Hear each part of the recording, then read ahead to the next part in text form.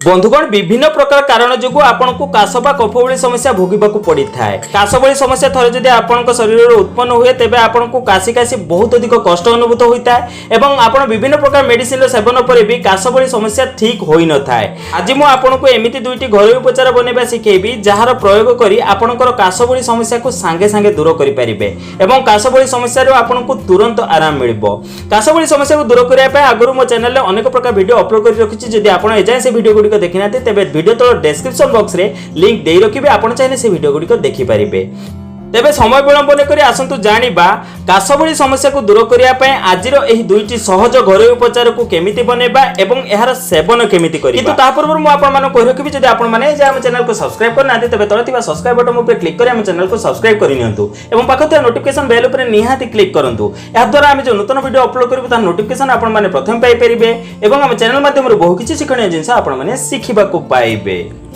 बंधुगण काश भली समस्या को दूर करने आज मुझे आपको दुईटी जबरदस्त घरोई उपचार कहबी जहाँ बनेबा बहुत सहज अटे एवं जदि आपण एहार सेवन करेंगे तेबे आपणकर काश भली समस्या सांगे सांगे गायब हो जिवो। प्रथम उपचारटी बनाइबा आपण गोटे सामग्रीर आवश्यकता पड़िबो ताहा अटे पिपली। पिपली आपन को कौनसी भी तेजराती स्टोर रु बहुत सहजरे मिल जिवो। पिपली प्रथमे आपण किनि आनंतु एवं ताहाकू ग्राइंडिंग करी ताहार चूर्ण प्रस्तुत करंतु। देखो बंधुगण मु पिपली को ग्राइंडिंग करी ताहार चूर्ण प्रस्तुत करिछि। बंधुगण आपण पिपली गुंड चूर्ण प्रस्तुत कला बेले गोटे कथा ध्यान रखिबे जेतेबेले आपण याहा को ग्राइंडिंग करिवे तेबे याहा को भलो भाबे चले देबे। चलेबा कारण रे एहा द्वारा जे खदड अंश थिबो ताहा बाहरी जिवो। आपण को पूरा फाइन एवं ओरिजिनल पिपली गुंड बा पाउडर मिल जिवो। तापरे जानिबा नेक्स्ट प्रोसेस विषय रे। एबे बंधुगण आपण एक पात्र गैस रे बसांतु एवं सेथिरे अल्प गाय घी पकांतु। गाय घी रे एथिपई आपण को आवश्यकता पड़िबो। आपण प्रथमे अल्प गाय घी नियंतु। एबे सेथिरे आपण पूर्वरु जो पिपली चूर्ण प्रस्तुत कर रखिथिले ताहाकू पकांतु एवं ताहाकू हल्का भाजी नियंतु।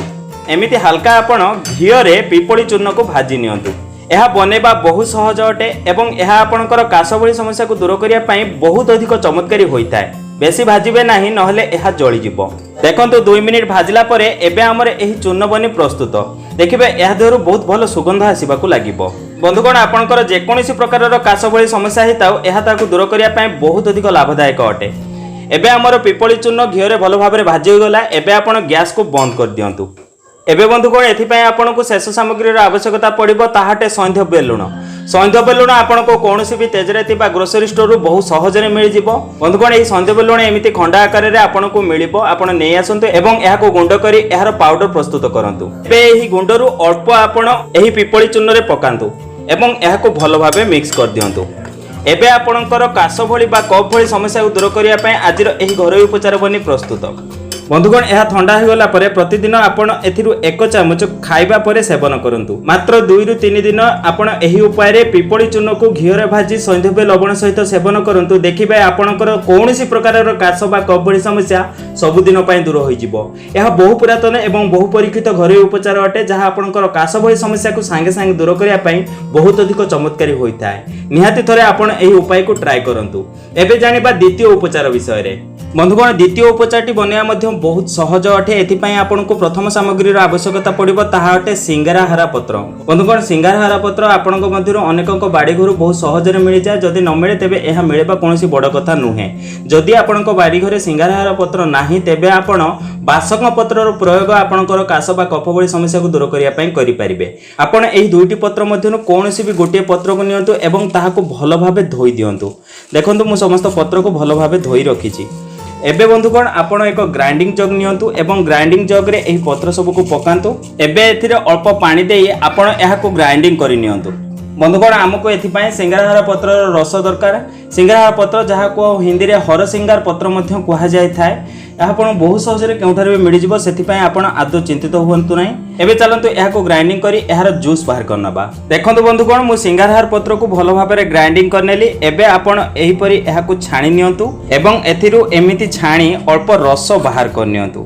सिंगाराहार पत्र आपणकर केवल काश भली समस्या को दूर करिया पय लाभदायक नुहे बरं एहा आपणकर थंडा भली समस्या को दूर करिया पय मध्य बहुत अधिक चमत्कारी होइथाय। सेतिपय जदि आपणको बाड़ी घरे सिंगाराहार गछ नाही तेबे निहाती लगांतु। देखंतु बंधुगण एहा को छाणी एथिरु मु रस बाहर करनेली।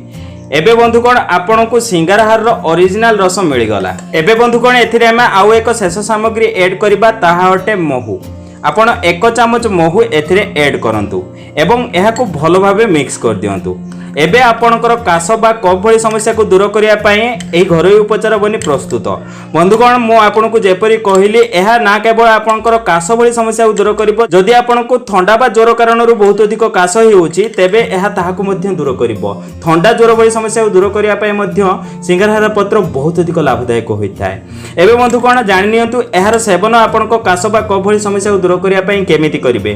प्रतिदिन आपण एही रसरु 2 रु 3 चामच बड़ लोक माने पियंतु। यदि छोट पिला मानकु एही रस देउछन्ति तेबे केवल 1 चामच सेमानकु एही रस पियांतु। देखिबे सेमानकर काश भली समस्या तुरंत भलो होई जिवो। आपनको काश कोनोसी प्रकार रो होइथाउ, सुखिला काश होइथाउ बा कफ वाला काश होइथाउ, आपनकर काश जनित समस्या संगे संगे दूर होई जिवो। तेबे बंधुगण आपनकर काश बा कफ भली समस्या को दूर करिया पय आज मु आपनकु दुईटी बहुत सहज घरोई उपचार बनेबा सिखेली। आपण निजर भयंकर रो भयंकर काश बा पुरुना रो पुरुना काश को दूर करिया पय आज रो एही दुईटी घरोई उपचार मध्ये कोनोसी गोटिए घरोई उपचार को ट्राई करंतु। देखिबा आपनको काश भली समस्या रो आपनको तुरंत आराम मिलिबो।